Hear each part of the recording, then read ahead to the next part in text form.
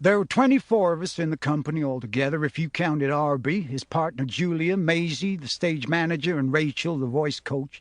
The rest were all boys. A company of boys, chosen by Arby and his committee from schools and youth theaters all over the United States.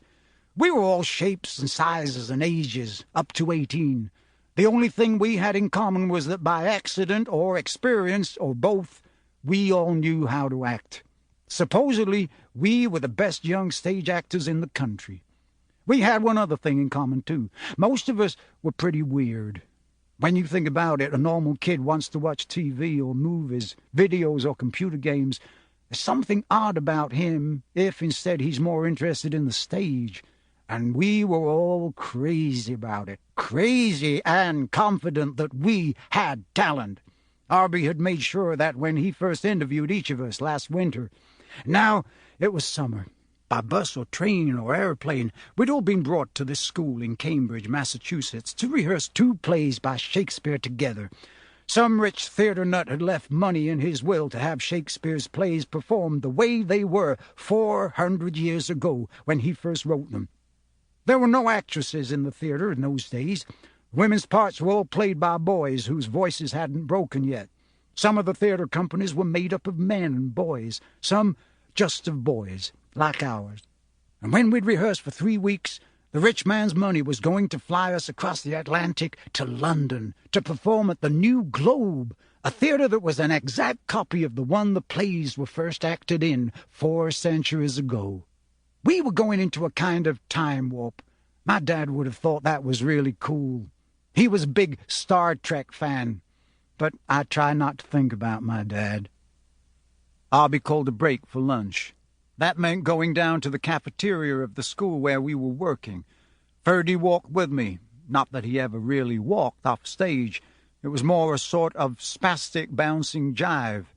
He draped one arm briefly over my shoulders. That was severe, man. If he chops guys for little things like that, he's going to have my ass in a week. I feel bad about it. I was remembering the horror on the pudgy boy's face as Arby banished him. "He could have hurt you," said little Eric self-righteously, shadowing me. "Could have broken your back if you'd hit the ground."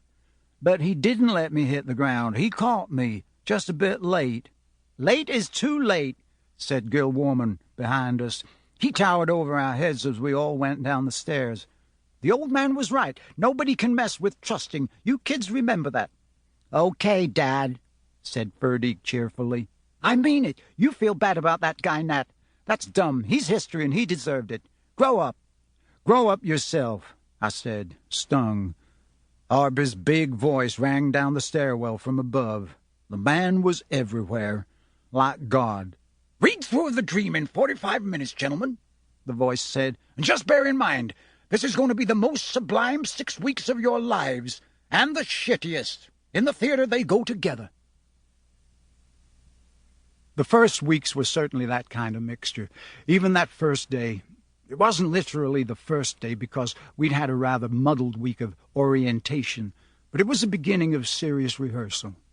For the reading, Arby went on with his game pattern. He had us all sit cross-legged on the floor in a big circle with our scripts, and he sat in the middle with a soccer ball in his hands.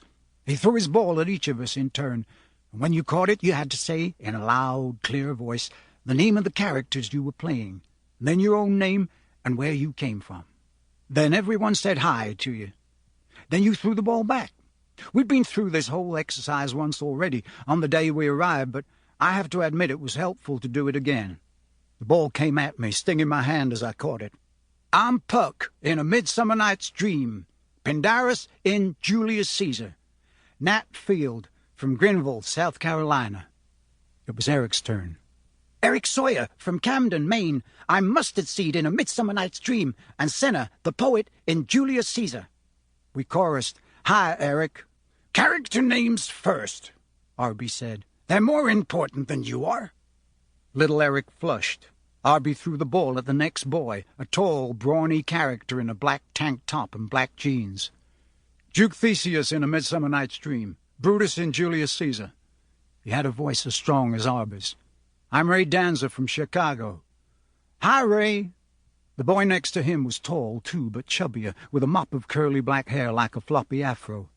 "Starveling in the Dream, Caesar, in Julius Caesar. Hi, Schwartz from Los Angeles. Hi, hi." And we all broke up. It sounded so silly. Everyone laughed, except Arby. "Get a haircut, Hi," he said, and he went on throwing the ball. I was having a good time all afternoon until the middle of the read-through, when Arby lit into me for going too fast. He'd already told me twice to slow down, and I'd tried, but I guess I was nervous. We all were, of course. Everyone had a crystal-clear memory of the sudden end of Pudding Face's career.